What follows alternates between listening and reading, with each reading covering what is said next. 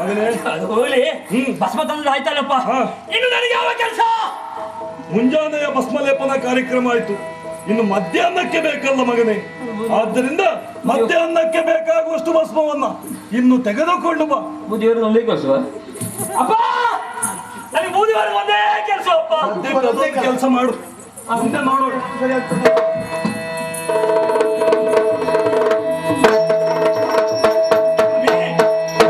ಎಂತ ಅಪ್ಪ ನೋಡಿ ಮಗನೆಂಬ ಮಮತೆ ಇವನಿಗೆ ಇದ್ದಿದ್ರೆ ಮಗನೇ ಬೂದಿಯವರು ಅಂತ ಹೇಳ್ತಿದ್ನ. ಸ್ವಾಮಿ, ನಾನು ನೋಡುದು ಅದನ್ನೆಲ್ಲ ನೋಡಬಾರದೆ ಸುರಲೋಕವನ್ನ.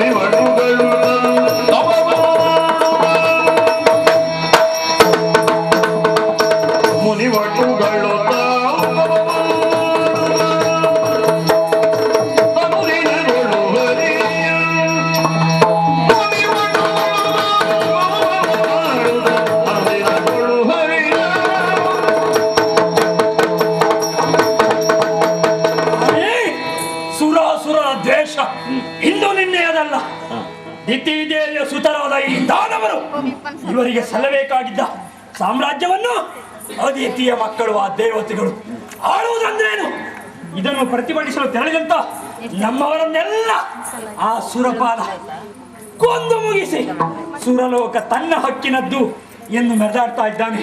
ಸ್ವಾಮಿ, ಇದನ್ನು ನೋಡಿ ಸುಮ್ಮನೆ ನಡೆಯಬಹುದೇ? ಈ ಭೂಲೋಕದಲ್ಲಿರುವಂತಹ ಬ್ರಾಹ್ಮಣರು ಋಷಿ ಮುನಿಗಳು ಯಜ್ಞ ಯಾಗಾದಿಗಳನ್ನು ಮಾಡಿ ದೇವತೆಗಳಿಗೆ ಹವಿಸ್ಸನ್ನು ಒಪ್ಪಿಸಿ ಅವರ ವರ್ಚಸ್ಸು ವೃದ್ಧಿಯಾಗಲು ಕಾರಣರಾಗ್ತಾರೆ. ಅಂದರೆ ಪರ್ಯಾಯವಾಗಿ ನಮ್ಮ ಅಧೋಗತಿಯ ಕಾರಣ ಯಾರು? ಇವರೆಲ್ಲರೂ ಇವರನ್ನ ಈ ಸುರಪಾದ ಹರಿ ಹರ ಬ್ರಹ್ಮ ಇವರನ್ನೆಲ್ಲ ಕೊಂದು ದೇವಲೋಕದಲ್ಲಿ ದಾನವ ಸಾಮ್ರಾಜ್ಯವನ್ನು ಸ್ಥಾಪಿಸದೆ ಹೋದ್ರೆ ನಾನಿದ್ದೇನು ಪ್ರಯೋಜನ? ಸ್ವಾಮಿ, ಆ ನನ್ನ ಅಪ್ಪನನ್ನು ಕೊಲ್ಲುವುದರಲ್ಲಿ ನನ್ನ ಸ್ವಾರ್ಥ ಏನ್ ಗೊತ್ತೇ?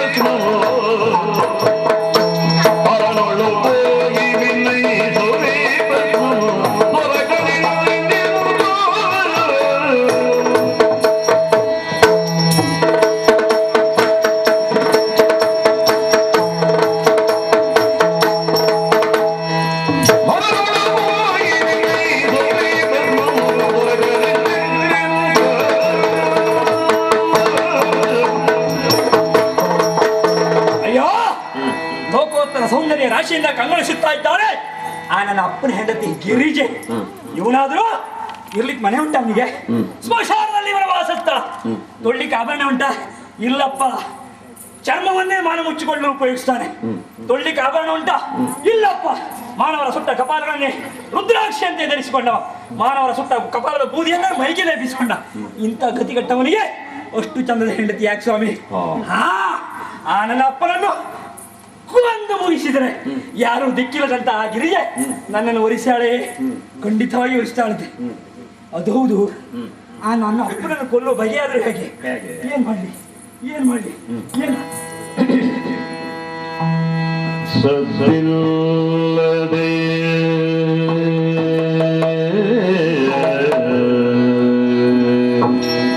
ಸದ್ದಿಲ್ಲದೆ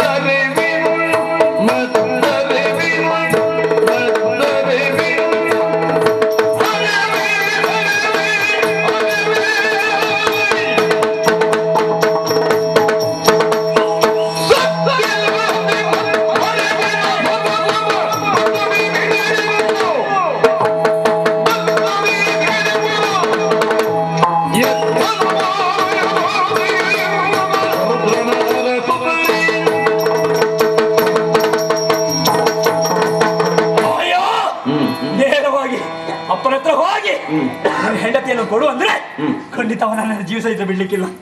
ಏನ್ ಮಾಡ್ಬೇಕು? ಉಪಾಯ ಮಾಡ್ಬೇಕು. ಉಪಾಯ ಮಾಡಿ ಏನಾದ್ರೂ ಒಂದು ಉಪಾಯ ಮಾಡಿ ನನ್ನ ಅಪ್ಪನ ಮನವನ್ನು ನನ್ನ ತರಿಗಿಸಿಕೊಳ್ಬೇಕು. ವರವೊಂದನ್ನು ಪಡ್ಕೊಳ್ಬೇಕು. ಆಮೇಲೆ ನೋಡಿ ಸ್ವಾಮಿ ಹೀಗೆ ಹೋದ್ರೆ ಅವನು ಸುಮ್ಮನೆ ಇರ್ತಾನ? ಇಲ್ಲಪ್ಪ. ಏನು ಉಪಾಯ? ಭಸ್ಮ ಸೀಲಿಲ್ಲ ಅಂತ ಪೀಠಿಗೆ ಹಾಕ್ಬೇಕು. ಅಪ್ಪ ಇಲ್ಲಿ ಹೋದ್ರೆ ಭಸ್ಮ ಸಿಗಲಿಲ್ಲ ಅಪ್ಪ ಅಂತ ಹೇಳ್ಬೇಕು. ಹಾಗೆ ಹೇಳಿದ್ರೆ ಅವನು ಬಗ್ಲಿಕ್ಕಿಲ್ಲ. ಒಳುತ್ತಾ ಹೋಗ್ಬೇಕು. ಒಳುತ್ತಾ ಹೋದ್ರೆ ಎಂತವನ ಮನಸ್ಸು ಕರಗ್ತದಂತೆ. ಒಳುತ್ತಾ ಹೋಗಿ ಒಳ್ಬೇಕಾದ್ರೆ ಏನ್ ಮಾಡ್ಬೇಕು? ಕಣ್ಣಲ್ಲಿ ನೀರು ಬರ್ಬೇಕು. ಸುಮ್ಮನೆ ಕಣ್ಣಲ್ಲಿ ನೀರು ಬರ್ತದ? ಸ್ವಾಮಿ ಇದೇ ನೀನು ಊರಿನಿಂದ ಕಣ್ಣಿಗೆ ನೀರು ಬಂತಲ್ಲ ನೀನು ಅಳುವುದು ಅಪ್ಪ. ಅಪ್ಪ ಹಾಗೆ ಅಪ್ಪ. ನನ್ನ ಅಮ್ಮ ಜೋರಾಗ್ತಾಳೆ. ಜೋರಾಗಿ ಸ್ವರ ಕೇಳಿದ್ರೆ ಸಾಕು ಕೂಗಿ ಬಿಡ್ತಾಳೆ. ಅಪ್ಪ ಅಯ್ಯೋ ಅಪ್ಪ ಅಪ್ಪ.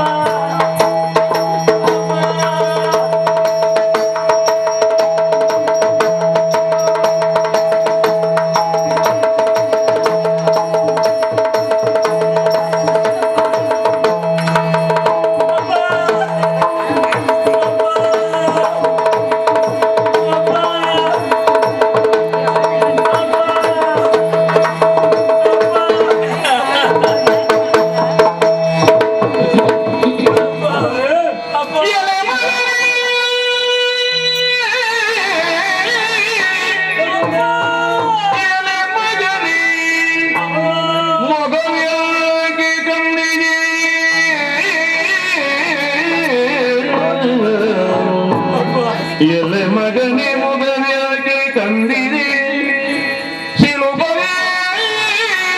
ಭಸ್ಮವಿಂದಿರಿ ಶಿಲುಬೆ ಭಸ್ಮವಿಂದಿರಿ ನಲಿ ನಲಿದು ನಲಿ ನಲಿದು ನಲಿ ನಲಿದು ಬರುದೇ ಮರಿದಿಯೋ ಮಲಿನಗೊಳ್ಳಿಹುದು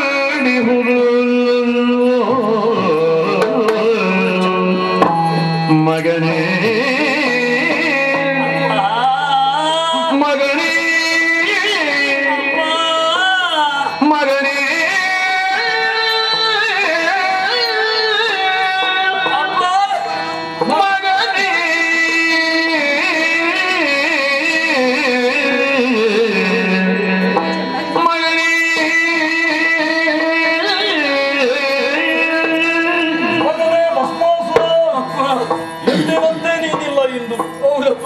ನಗುತ್ತಾ ಮನೆಗಾಲಿದಾಡುತ್ತಾ ಭಸ್ಮವನ್ನ ತಂದು ನನಗೆ ಕೊಡುತ್ತಿದ್ದವನು. ಹೌದಪ್ಪ.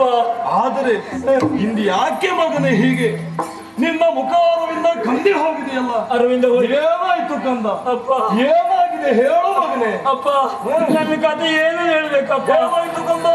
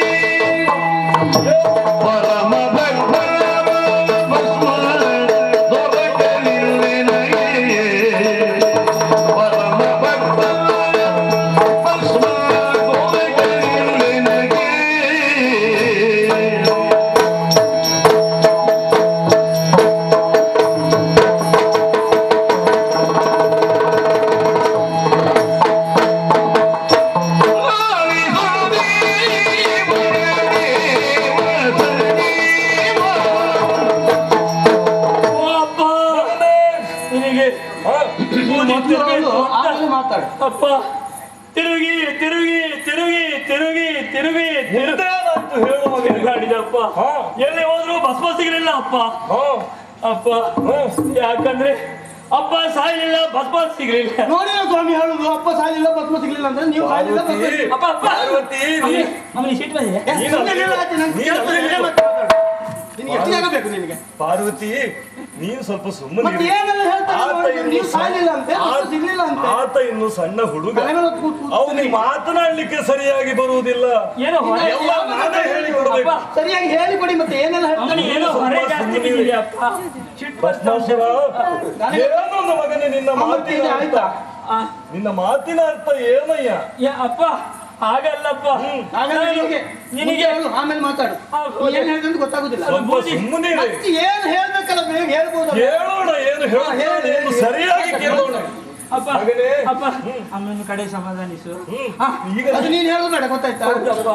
ಬೂದಿ ತರಬೇಕಂತ ಅಪ್ಪ 14 ಲೋಕಗಳನ್ನು ಸಂಚರಿಸಿದಪ್ಪ. ಎಲ್ಲಿ ಹೋದ್ರು ಆ ಭಕ್ತರ ಚಿತಾಭಸ್ಮ ಸಿಗಲಿಲ್ಲ. ಅದಕ್ಕಾಗಿ ಹೇಳಿದ್ದು ಅಪ್ಪ ಸಾಯಿಲ್ಲ, ಭಸ್ಮ ಸಿಗಲಿಲ್ಲ. ನೋಡಿ ಮತ್ತೆ ಅದನ್ನೇ ಹೇಳ್ತಾನೆ, ಅವನು ಅಪ್ಪ ಸಾಲಿಲ್ಲ ಅಂತ ಭಸ್ಮ ಸಿಗ್ಲಿಲ್ಲ ಸ್ವಲ್ಪ ಅಂತ. ಸುಮ್ಮನೆ ಇರಿ.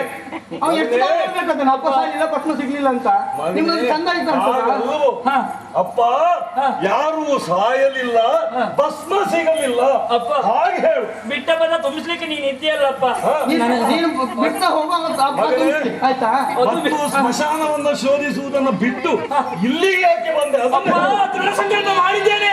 ಏನದು?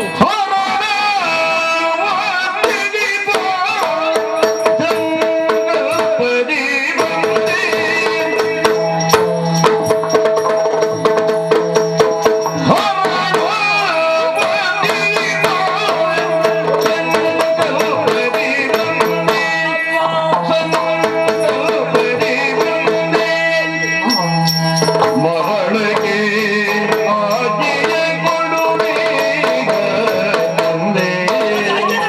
ಮರಳಿಗೆ ಆಜ್ಞೆಯ ಕೊಡುವೇಗ ತಂದೆ.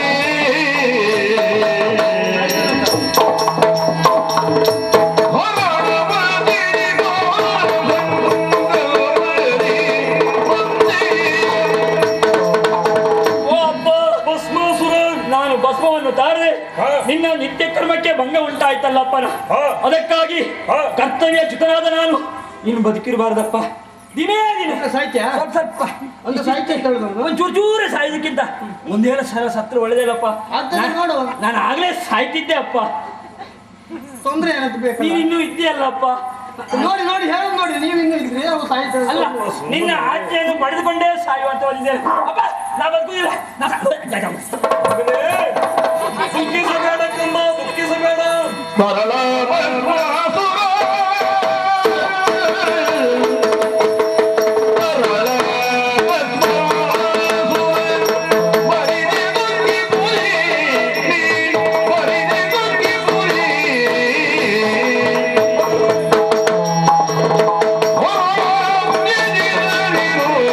ಸ್ಥಿರ ಭಕ್ತಿ ಮುಗಿವೆ. ಸ್ಥಿರ ಭಕ್ತಿ ಮುಗಿವೆ.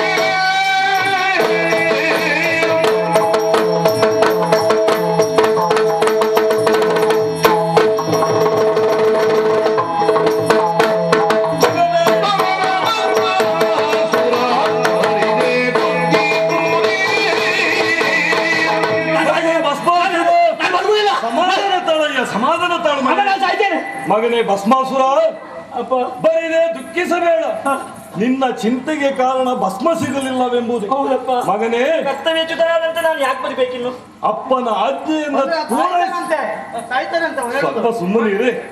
ಅಪ್ಪನ ಆಜ್ಞೆಯನ್ನ ಪೂರೈಸಲಾಗಲಿಲ್ವಲ್ಲ ಎಂಬ ಚಿಂತೆಯಿಂದ ಹೌದಪ್ಪ. ನೀನು ಆತ್ಮಹತ್ಯೆಗೂ ಮುಂದಾದೆಯ ಮಗನೇ. ಹೌದು, ನಾನು ಜೀವ ಇಟ್ಕೊಳ್ಳೋದಿಲ್ಲ. ಮಗನೇ, ಚಿಂತೆ ಮಾಡಿ ಆತ್ಮಹತ್ಯೆ ಎನ್ನುವುದು ನೋಡಿ. ಆತ್ಮಹತ್ಯೆ ಎನ್ನುವುದು ಮಹಾಪಾಪ ಮಗನೇ. ಅಮ್ಮ ಕರೆದ್ರ? ನಿನ್ನ ಮಾತಾಡ್ಲಿಲ್ಲ. ನಿನ್ನ ಅಪ್ಪ ಮಾತಾಡು.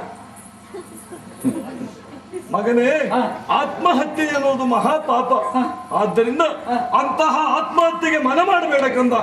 ನಿನ್ನ ಯಾವ ರೀತಿಯ ನಿನ್ನ ಬೇಗುದಿಗೆ ಕಾರಣ ಏನು, ಯಾವ ರೀತಿಯಿಂದ ಅದನ್ನ ಪೂರೈಸಬಹುದು ಅದನ್ನ ತಿಳಿಸಿದ್ದಾದ್ರೆ ಮುಂದಿನ ಕಾರ್ಯವನ್ನ ಕೈಗೊಳ್ಳಬಹುದಲ್ಲ ಮಗನೇ. ಅಪ್ಪ ಒಂದು ವಿಚಾರ.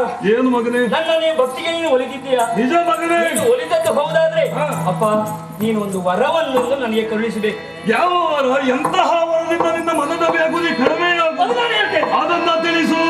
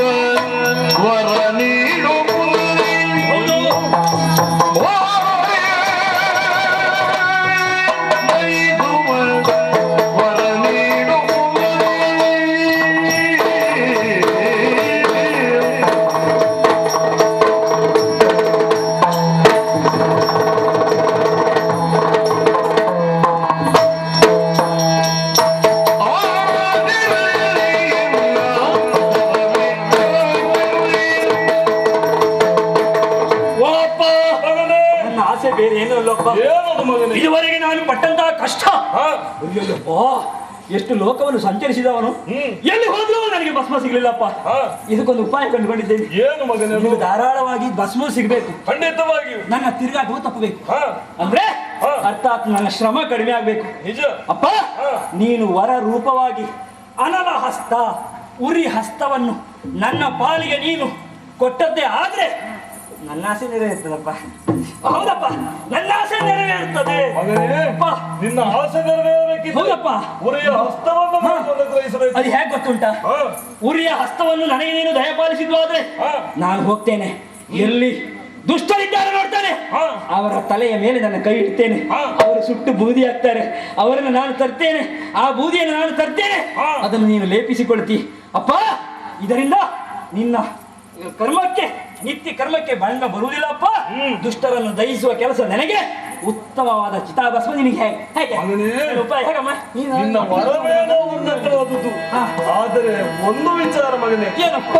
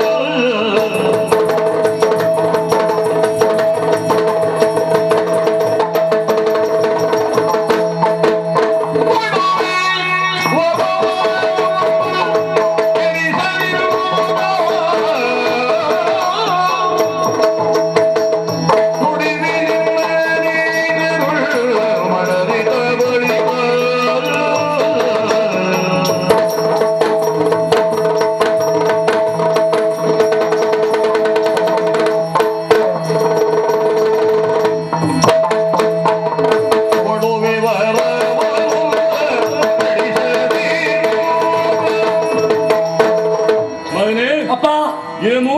ನಿನಗೆ ವರವನ್ನು ನೀಡಬೇಕು. ಉರಿ ಹಸ್ತವನ್ನು ನನ್ನ ಪಾಲಿಗೆ ನೀನು ದಯಪಾಲಿಸಬೇಕು. ಮಗನೇ, ನೀನು ಕೇಳಿದ ವರವೇನೋ ಬಹಳ ಉನ್ನತವಾದುದು. ಹೌದು. ನೀನು ವರವನ್ನ ಪಡೆದು ಒಳಿತಿಗಾಗಿ ಉಪಯೋಗಿಸಿದರೆ 3 ಜಗದವರು ನಿನ್ನನ್ನ ಹಾಡಿಕೊಂಡಾಡುತ್ತಾರೆ ಮಗನೇ. ಅದನ್ನ ಬಿಟ್ಟು ನೀನು ಕೆಡುಕನ್ನ ಬಯಸಿ ಹೋದ್ರೆ ನಿನ್ನ ಅಂತ್ಯಕಾಲ ಸಮೀಪಿಸಿತೆಂದೇ ಅರ್ಥ ಮಗನೇ. ಆದ್ದರಿಂದ ಉರಿ ಹಸ್ತವನ್ನು ಅನುಗ್ರಹಿಸುತ್ತೇನೆ, ಆದ್ರೆ ಅನುಗ್ರಹಿಸಲು ನೀನು ಎಷ್ಟು ಅರ್ಹ ಎಂಬುದೇ ನನ್ನ ಮುಂದಿರುವ ಪ್ರಶ್ನೆ ಮಗನೇ. ಅಪ್ಪ, ಈ ನಿನ್ನ ಮಗನ ಮೇಲೆ ನಿನಗೆ ಕರುಣೆ ಇಲ್ಲಪ್ಪ. ಈ ನಿನ್ನ ಮಗನಲ್ಲಪ್ಪ ನಾನು. ನಿನಗೆ ಕರುಣೆ ಇಲ್ಲದ ಮೇಲೆ ನಾನು ಯಾಕೆ ಬದಬೇಕು? ನಾನು ಸಾಯ್ತೇನೆ. ಸಮಾಧಾನ ತಾಳು ಮಗನೇ. ಸುಮ್ಮನೆ ನಿನ್ನನ್ನು ನನ್ನನ್ನ ಪರೀಕ್ಷಿಸಲು ಈ ರೀತಿಯಾಗಿ ಮಾತನಾಡಿದೆ ಅಷ್ಟೇ. ವರ ಕೊಡ್ತೀಯಪ್ಪ? ಮಗನೇ, ಭಕ್ತ ವತ್ಸಲನೆಂಬ ಬಿರುದನ್ನ ಉಳಿಸಿಕೊಳ್ಳುವ ವಾಸುಗ ನಿನಗೆ ನಾನು ವರವನ್ನ ನೀಡುತ್ತೇನೆ ಮಗನೇ. ನೀನು ನನ್ನ ಭಕ್ತ, ಮೇಲಾಗಿ ನನ್ನ ಮಗನಲ್ವೇ? ನನ್ನ ಮುದ್ದು ಕಂದನಾದ ನಿನಗೆ ವರವನ್ನ ಅನುಗ್ರಹಿಸುತ್ತೇನೆ. ಸ್ವಾಮಿ ಸ್ವಾಮಿ ಸ್ವಲ್ಪ ಸಮಾಧಾನ ಮಾಡಿ. ಯಾಕೆ? ಸ್ವಲ್ಪ ಆಲೋಚಿಸ್ಬೇಕು. ಏನು ಭಸ್ಮಾಸುರ? ಅಲ್ಲ ನಿಲ್ಲು ನಿಲ್ಲು, ಕೇಳಿಸ್ತದಲ್ಲ ನಿನ್ಗೆ? ನೀವೆಲ್ಲ ಸರಿ ಮಾಡಿದ್ದೆ, ಅವನನ್ನು ಸರಿ ಎಲ್ಲವನ್ನೂ ಸರಿ ಮಾಡಲಿ. ಏನಾಯ್ತು? ಮೈನಲ್ಲಿ ಬರ್ತಾನೆ, ಅದನ್ನು ಸರಿ ಹೇಳಿಕೊಡ್ಬೇಕು. ಮುದ್ದು ಕಂದನಲ್ವೇ ಆತ? ಆಡ್ಸಿ ನೀವು ಮಗನೇ. ಅಮ್ಮ ಏನು ಅಲ್ಲೇ ನಿಂತು ಮಾತಾಡು, ಕೇಳಿಸ್ತದೆ ನನಗೆ. ಓ ಅಮ್ಮ. ಅದು ವರವನ್ನು ನೀನೆ ಕೊಡಬೇಕು ಅವ್ರು ಅಲ್ವಾ? ಹೌದು. ವರವನ್ನ ಪಡೆಯುವವರು ಹೇಗಿರ್ಬೇಕು ಗೊತ್ತಾ ನಿನಗೆ? ಹೇಗಿರ್ಬೇಕು? ಶುಚಿರ್ಭೂತರಾಗಿರ್ಬೇಕು. ಶುಚಿರ್ಭೂತನಾಗಿದ್ದೇನೆ. ಹೇಗೆ? ಶುಚಿರ್ಭೂತನಾಗಿದ್ದೇನೆ. ಯಾವಾಗ ಸ್ನಾನ ಮಾಡಿದ್ಯಾ ನೀನು? ನಾನು ನಿನ್ನೆ ಮಾಡಿದ್ದೆ. ಹಾಗಿದ್ರೆ ನೀನು ಒಂದು ಕೆಲಸ ಮಾಡು, ನಿನ್ನೆ ನೀವು ಊಟ ಮಾಡಿದ್ದೆ, ಇವತ್ತು ಯಾಕೆ ಊಟ ಮಾಡುದು? ಅಲ್ಲ, ಹಸಿವಾದಾಗ ಊಟ ಮಾಡ್ಬೇಕು. ಹೌದಾ? ಹೇಗೆ ಹಸಿವಾದಾಗ ಊಟ ಮಾಡಬೇಕು, ಹಾಗೆ ಮೈ ಶುದ್ಧಿ ಮಾಡಿಕೊಳ್ಳೋಕೋಸ್ಕರವಾಗಿ ನೀವು ಸ್ನಾನವನ್ನ ಮಾಡಿಕೊಳ್ಳಬೇಕು. ನೀನು ಸ್ನಾನವನ್ನು ಮಾಡಿಲ್ಲ ತಾನೆ? ಹೋಗಿ ಮೊದಲಾಗಿ ಸ್ನಾನವನ್ನು ಪೂರೈಸಿಕೊಂಡು ಬಾ. ಒಂದು ಕೆಲಸ ಮಾಡುವ, ಏನು? ನೀನ್ ಮೊದ್ಲು ವರ ಕೊಡು, ಆಮೇಲೆ ಮಾತಾಡಿದ್ದೀಗ ನಾನು. ಆಗ ಆಗುವುದಿಲ್ಲ. ನಿನ್ನ ತಾಯಿ ಹೇಳಿದಂತೆ ಮೊದಲು ಶುಚಿರ್ಭೂತನಾಗಿ ಬಾ, ನಂತರ ವರವನ್ನ ಪಡೆಯಲು ಸಿದ್ಧನಾಗುವೆಂತೆ. ನಾನು ಶುಚಿರ್ಭೂತನಾಗಿ ಬಾ. ಪಾಪ ಮಾತನಾಡ್ಲಿಕ್ಕೆ ಸರಿಯಾಗಿ ಬರುವುದಿಲ್ಲ, ಇನ್ನು ಯಾವಾಗಲೂ ಬರುವುದಿಲ್ವಾ ಅಂತ. ಸಣ್ಣ ಹುಡುಗನಲ್ವೇ ಅಂತ. ಸ್ವಾಮಿ ನಿನ್ನ ನನ್ನ ಹೊಲ ಸ್ವಾಮಿ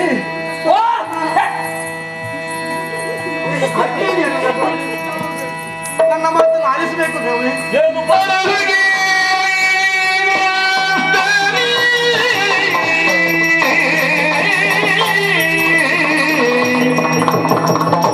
ಅರಹಗೆ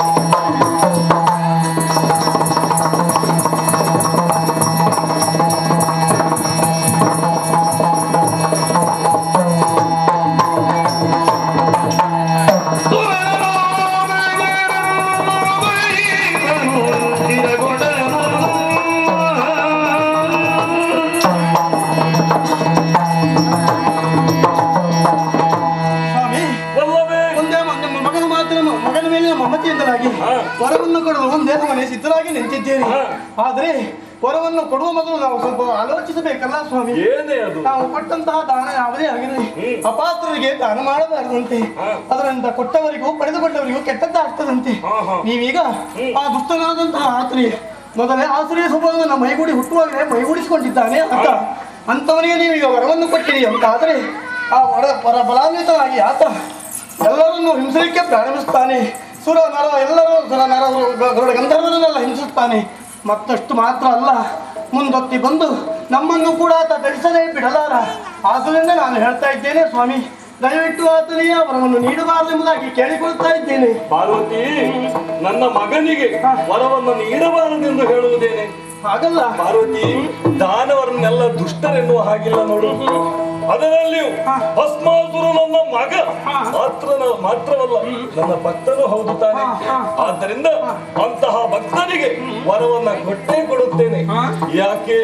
ಭಕ್ತವತ್ಸಲನೆನ್ನುವ ನನ್ನ ಹೆಸರನ್ನ ಶಾಶ್ವತವಾಗಿ ಉಳಿಸಿಕೊಳ್ಳಲು ಸುಗ ಭಸ್ಮಾಸುರನಿಗೆ ವರವನ್ನ ನೀಡುತ್ತೇನೆ ಎಂದು ನಾನು ಆಶಿಸಿದ್ದೇನೆ.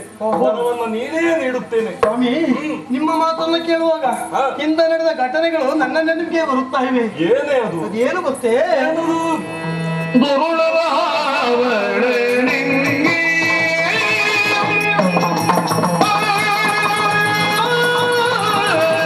ದುರುಳರ ಹಾವಳಿಂಗಿ ಲಿಂಗವ ಕೊಯ್ದು ಕೊಟ್ಟ ಮಾತರಿ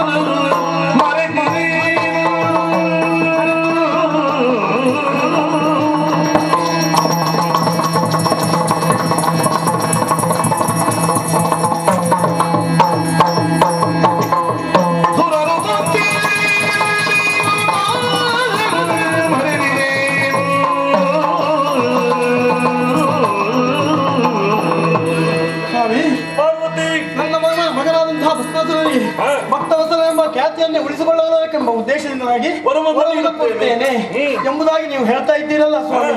ಈ ಮಾತನ್ನು ಹೇಳುವಾಗ ನನಗೆ ಹಿಂದೆ ಘಟನೆಗಳೆಲ್ಲ ನೆನಪಾಗ್ತಾ ಇದೆ. ಹಿಂದೆ ಆ ದಶಗಂಟನಾದಂತಹ ರಾವಣ ಸಾಮಗಾನದಿಂದ ಮಾಡಿ ನಿಮ್ಮನ್ನ ಸ್ತುತಿಸತೊಡಗಿದ. ಆ ಸಾಮಗಾನದಿಂದ ಸಂಪ್ರೀತರಾದಂತಹ ನೀವು ಪ್ರತ್ಯಕ್ಷರಾದ ವರವನ್ನ ಕೇಳಿದ. ಯಾವ ವರ ಬೇಕೆಂಬುದಾಗಿ ನೀವು ಕೇಳಿದಿರಿ. ಆತಗೆ ಏನು ಕೇಳಿದ ನಿಮ್ಮ ಹತ್ರ? ನಿಮ್ಮ ಆತ್ಮಲಿಂಗವನ್ನ ನನಗೆ ನೀಡು ಎಂಬುದಾಗಿ. ನೀವು ಶುದ್ಧ ಮನಸ್ಸಿನಿಂದ ಆತನ ಮೇಲೆ ಭಕ್ತಿಗೆ ಮಾರು ಹೋದಂತಹ ನೀವು ನಿಮ್ಮ ಆತ್ಮಲಿಂಗವನ್ನೇ ಆತನಿಗೆ ನೀಡಿದಿರಿ. ಅದರಿಂದಾಗಿ ಏನಾಯ್ತು?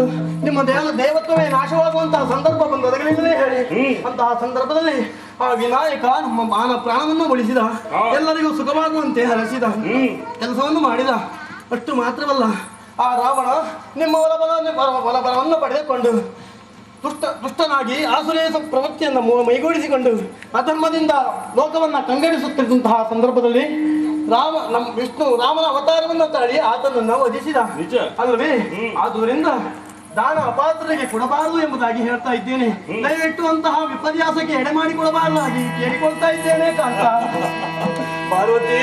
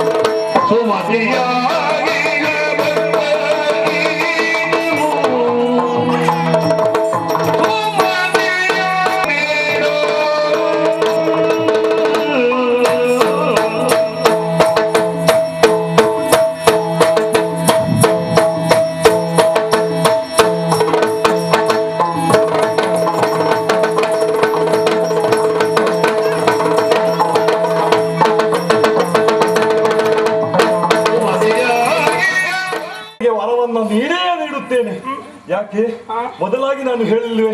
ಭಕ್ತವತ್ಸಲ ಎನ್ನುವ ನನ್ನ ಖ್ಯಾತಿಯನ್ನ ಉಳಿಸಿಕೊಳ್ಳಲು ಸುಗ ಇಂತಹ ವರವನ್ನ ನಾನು ಭಸ್ಮಾಸುರಿಗೆ ಅನುಗ್ರಹಿಸಲೇಬೇಕು. ಹೇಳಿ ಆಗಿದೆ.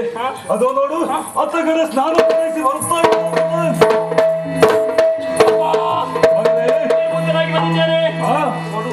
ಮಗನೇ ವರವನ್ನ ಕೊಡ್ತಾರಂತೆ.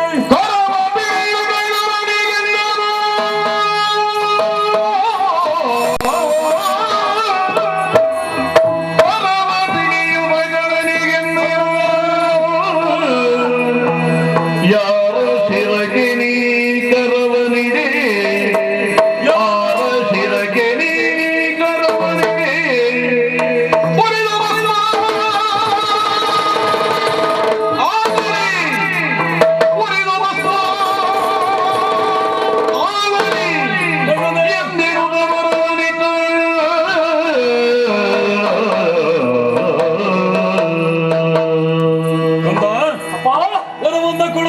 ಮತ್ತೆ ಶುಚಿರ್ಭೂತನಾಗಿ ಬಂದೆಯಲ್ಲ ಮಗನೇ, ನಿನ್ನ ಪರಿಶುದ್ಧವಾದ ಭಕ್ತಿಗೆ ಒಲಿದಿದ್ದೇನೆ. ನನ್ನ ಮುದ್ದು ಮಗನಾದ ನಿನಗೆ ವರವನ್ನು ನೀಡುತ್ತೇನಂತೆ.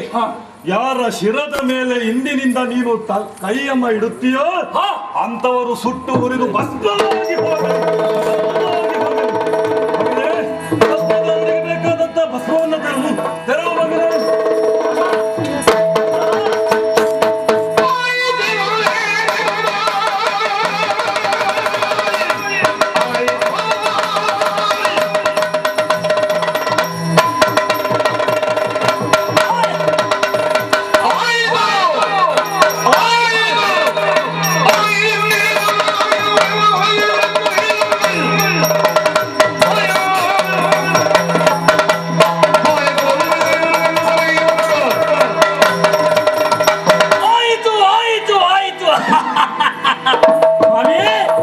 ಅಂತೂ ನನ್ನ ರೊಟ್ಟಿ ಬಿದ್ದದ್ದೆಲ್ಲಿಗೆ ತುಪ್ಪದ ಭಾಂಡಕ್ಕೆ. ಈ ನನ್ನ ಅಪ್ಪ ವರ ಕೊಡ್ತಾನೋ ಇಲ್ಲವೋ ಎಂಬ ಸಂಶಯ ಇದ್ದಿತ್ತು. ಎಷ್ಟಂದ್ರೂ ಈತ ಬೋಳೆ ಶಂಕರ ತಾನೇ ವರವನ್ನು ಕೊಟ್ಟೇ ಬಿಟ್ಟ. ಇನ್ನು ತಡ ಮಾಡುವುದಲ್ಲ, ಈ ದಾನವರಿಗೆ ತೊಂದರೆಯನ್ನು ಕೊಡುತ್ತಿರುವಂತಹ ಒಬ್ಬರೊಬ್ಬರನ್ನೇ ಒದಕಿ ಮೊದಲಾಗಿ ಬ್ರಾಹ್ಮಣರು ಅವರನ್ನು ನಡೆಸುತ್ತಾ ಹೊಡಿತೇನೆ ಮೂಲಕ್ಕೆ.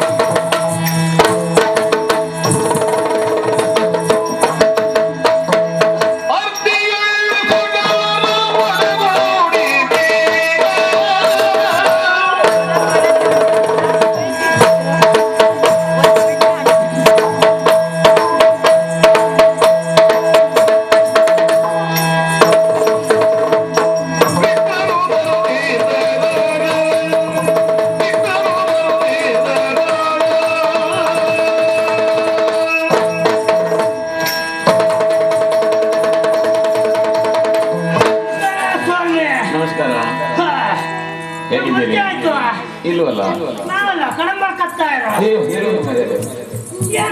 ಕಡಂಬ ಮತ್ತೆ ಇವಾಗೆಲ್ಲ ಕಡಂಬಳಕ್ಕೆಲ್ಲ ಈ ಸೆಕೆಗೆ ಬರುದು ಹೌದಾ ನಾವು ಅದಲ್ಲ ಮತ್ತೆ ಕಡಂಬಳ ಕತ್ತಾ ಇರು ಅಂತ ನಮ್ಮ ಹೆಸರು. ಹೌದಪ್ಪ. ಇವರೆಲ್ಲ ನಿಮ್ಮ ಮೊಮ್ಮಕ್ಕಳ? ಹೋಯ್ತು ಏನ್ ಹೇಳ್ತೀರಿ ಮೊಮ್ಮಕ್ಕಳ? ನನಗಷ್ಟು ಪ್ರಾಯ ಆಗ್ತೀರಾ? ಇಲ್ಲಪ್ಪ. ಮತ್ತೆ ನನ್ನ ಮೂರನೇ ಹೆಂಡತಿ 3 ಮಕ್ಕಳು. ಹೌದಾ? ಹೌದಪ್ಪ. 3ನೇ ಹೆಂಡತಿ? ಹೌದೇ. 3 ಹೋಗಿ ಇದು 4. ಹೌದಾ? 4ನೇದನ್ನು ಕಟ್ಕೊಂಡದ? ಇದನ್ನು ಕಟ್ಕೊಂಡು 3 ಜನ ಹೇಗೆ ಓದೋದು? ಇದನ್ನು ಕಟ್ಕೊಂಡಿದ್ದ. ಕಟ್ಲಿಕ್ಕೆ ಏನದು ಪ್ರಾಣಿಯ? ಕಟ್ಟಿಕೊಳ್ಳಿಕ್ಕೆ ನಾನು ಪ್ರಾಣಿಯ? ಅದು ಏನು ಅಷ್ಟು ತಡ ಆಯ್ತು ನಿಂತು? ಇರಲಿ, ಪ್ರಾಣಿ ಗಿಣಿ ಅಂತ ಹೇಳಲಿಲ್ಲ ನೀನ್. ಎಲ್ಲರಿಗೂ ನಾನು ಮುರಿಯೋದು ತಡಿತೆ ಹಾಗೆ ನೋಡಕ್ಕೆ ಬರ್ತಾಳೆ. ಆಯ್ತಾ? ಇದು ನಿಮ್ಮ ಪುತ್ರ ರತ್ನಗಳು. 3 ರತ್ನ ಇದ್ದ. ಅದು ಏನಾಯ್ತು ಅಂದ್ರೆ ನನಗೆ ಈ ಮದುವೆ ಬಗ್ಗೆ ಆಸಕ್ತಿ ಇರಲಿಲ್ಲ ನೋಡಿ. ಹೌದಪ್ಪ. ಮೊದಲು ನಮ್ಮ ಅಪ್ಪ ಅಮ್ಮ ನಿಶ್ಚಯ ಮಾಡಿದ ಹುಡುಗಿಗೆ ಒಂದು ತಾಳಿ ಕಟ್ಟಿದೆ ನೋಡಿ. ಮೊನ್ನೆ ಎರ್ಮಾಳೆ ಅವ್ರದ್ದು ವಿಷಯ ಹೇಳ್ಬೇಕಲ್ಲ. ಅವಳೊಂದು 3 ತಿಂಗಳಿದ್ದ. ಆಮೇಲೆ ಒಂದು ಸಂದೀಪ ಆತ ಜ್ವರ ಬಂದು ಕೊಡಕ್ಕ ಆಮೇಲೆ ಮತ್ತೆ ಸ್ವಲ್ಪ ಸಮಯ ಮತ್ತೊಂದು ಜಾತಕ ಬಂತು ನೋಡಿ. ಹುಡುಗಿ ಬಹಳ ಚಂದ ಇದ್ಲು. ಚಂದ ಬಹಳ ಚಂದ. ಅವಳು ಯಾವಾಗ್ಲೂ ಹೇಳೋದು ಮಾಡೆ, ಅವಳು ಯಾವಾಗ್ಲೂ ಹೇಳೋದು ಪತಿಯೇ ಪರದೈವ, ಪತಿಯೇ ಪರದೈವ. ಅಷ್ಟು ಭಕ್ತಿ. ಏನು ಭಕ್ತಿ ಏನು ಭಾವ. ನಂಗೆ ಮಾತಾಡ್ತೀರಾ? ವಿಷಯ ಉಂಟು ಅಲ್ಲ, ನೀವು ಮಾತಾಡಿ ಸರಿ ಆಗ್ತದೆ. ಯಾವಾಗಲೂ ಹೇಳೋದು ನಾನು ನಡೆಸ್ಕೊಂಡದ್ದು ಇದು ನಮ್ದು ನಿಜವಾದ ಭಕ್ತಿಯನ್ನು ಅನ್ಸ್ಕೊಂಡಿದ್ದು. ಪತಿ ಭಕ್ತಿ, ಪತಿ ಭಕ್ತಿ ಪರದೈವ.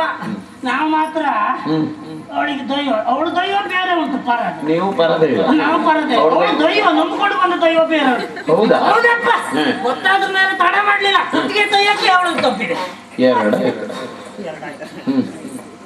ಆಮೇಲೆ ಸ್ವಲ್ಪ ಸಮಯದ ನಂತರ ಮದುವೆ ಬಗ್ಗೆ ಎಲ್ಲ ಆಲೋಚನೆ ಮಾಡ್ಲಿಲ್ಲ.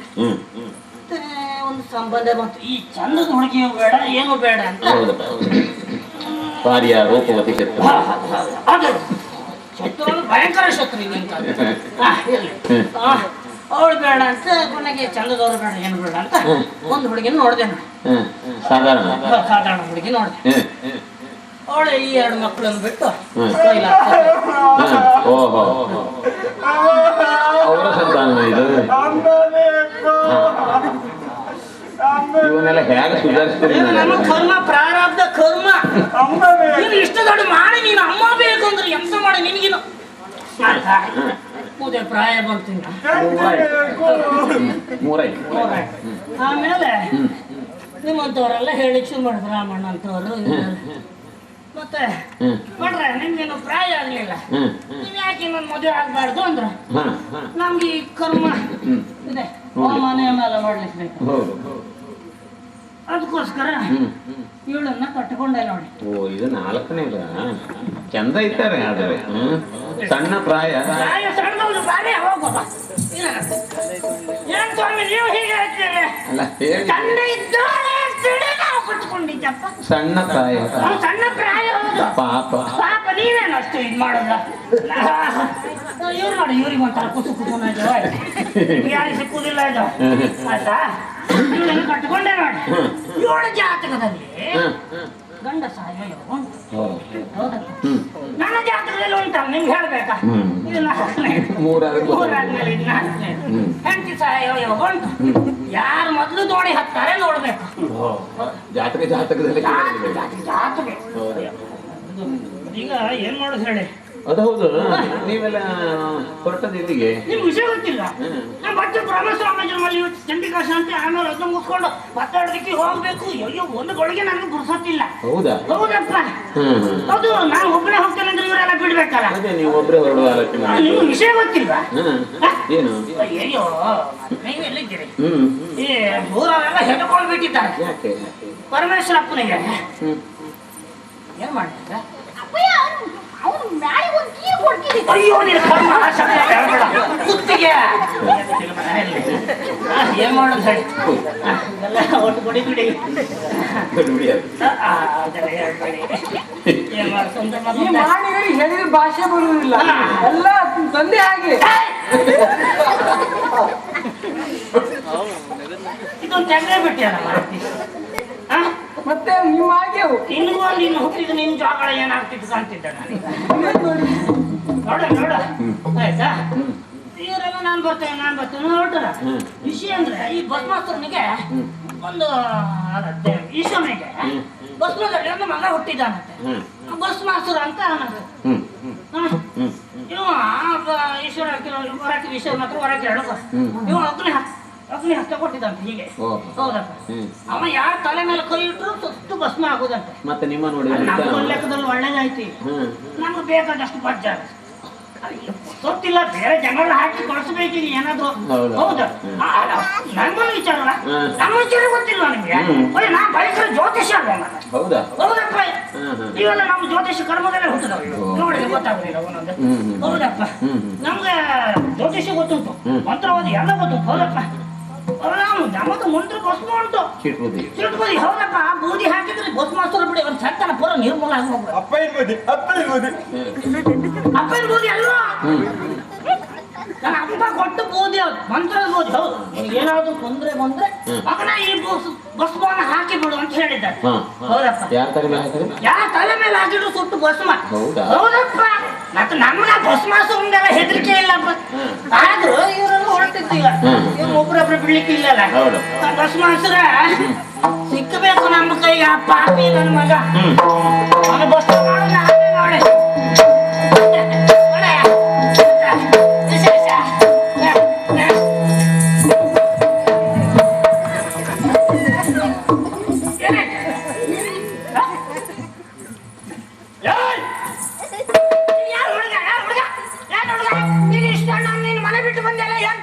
ವಿಶೇಷ ಯಾರು ನೀವು? ನಾವೆಲ್ಲ ಬ್ರಾಹ್ಮಣರು ಗೊತ್ತಾಗುದಿಲ್ಲ ನಮ್ಮನ್ನು ನೋಡಿದ್ರ ಓಹೋ ನೀವೆಲ್ಲ ಬ್ರಾಹ್ಮಣರು ಎಲ್ಲಿ ಹೊರಟವ್ರ? ಬ್ರಾಹ್ಮಣ ಅಂತ ಅದಕ್ಕೆ ಮಾತ್ರ ಹೊರಟವ್ರು ಅಂತ ತಿಳ್ಕೊಂಡ್ಯಾ ಅದಕ್ಕೂ ಉಂಟಲ್ಲ ಅದು ಮಾಡ್ಬೇಕಾದ್ರೆ ಹಿಂದಿನ ಕೆಲಸ ಎಲ್ಲ ಉಂಟು ಅದನ್ನು ಮಾಡಿದ ಮೇಲೆ ಇದು ಇಂದಿನ ಕೆಲಸ ಮಾಡಿ ಬಂದದ್ದ ನೀವು? ಏನು ಅದಲ್ಲ ಹೋಮ ಇದಲ್ಲ ನೀನ್ ಯಾರು ವಿಷಯ ಯಾರು ನೀನ್ ಯಾರು ಮಾಡ ನಿನ್ ವಿಷಯ ಗೊತ್ತಿಲ್ಲ ಏನು? ನಿನ್ನಂತ ಸಣ್ಣ ಹುಡುಗರೆಲ್ಲ ದಾರಿ ಬಗ್ಗೆ ತಿರ್ಗಬಾರ್ದು ತಿರ್ಗಬೇಡ ಮಗ ತಿರ್ಗಬೇಡ ದಾರಿ ಬದಿಯಲ್ಲಿ ತಿರ್ಗಬಾರ್ದು ಹೀಗಲ್ಲ ಓಹೋ ಯಾಕೆ ಯಾಕೆ ಯಾಕೆ ಅಂದ್ರೆ ಇನ್ನೂ ಗೊತ್ತಾಗ್ಲಿಲ್ಲ ಭಸ್ಮಾಸುರ ಅಂತ ಒಬ್ಬ ಪಾಪಿ ಮಗ ಹುಟ್ಟುಕೊಂಡಿದ್ದ ಅಂತಂತೆ ಈಶ್ವರಪ್ಪನಿಗೆ ಈಶ್ವರಪ್ಪನಿಗೆ ಭಸ್ಮಾಸುರ ಅಂತ ಪಾಪಿ ಮಗ ಹುಟ್ಟುಕೊಂಡಿದ್ದಾನಂತೆ ಹೌದಾ? ಅವ ಸಿಕ್ಕಿದ್ರು ನೀನು ಬಿಡ್ತಾನ ಅವ ಸಿಕ್ಕಿದ್ರೆ ನೀವೇನ್ ಮಾಡ್ತೀರಿ? ನನ್ನ ವಿಚಾರ ಗೊತ್ತಿಲ್ಲ ಅಯ್ಯೋ ಮಂತ್ರ ಬೋಧಿ ಉಂಟು ನಮ್ಮ ಹತ್ರ ಅದು ಕಾಯಿಲೆ ಅದು ಯಾವುದು ಅದು ಎಲ್ಲ ನಮ್ಮ ಕರ್ಮ ನೀರು ಸುಮ್ಮನೆ ನಾವು ಮಾಡುವಂತ ಈ ಪುಣ್ಯದ ಫಲ ಇವಾಗ ಪ್ರತೀಕ ಇದೇನು ಗೊತ್ತುಂಟಾ ಏನು? ಇದು ಭಸ್ಮ ಪಾಪಿ ಮಗ ನನ್ನ ಹತ್ರ ಸಿಕ್ಕಿ ಭಸ್ಮಾಸುರನ ಕಂಡ್ರೆ ಎಂತ ಮಾಡ್ತೀರಿ ನೀವು? ನಾನು ಸುಟ್ಟು ಭಸ್ಮ ಮಾಡಿ ಬಿಡ್ತೇನೆ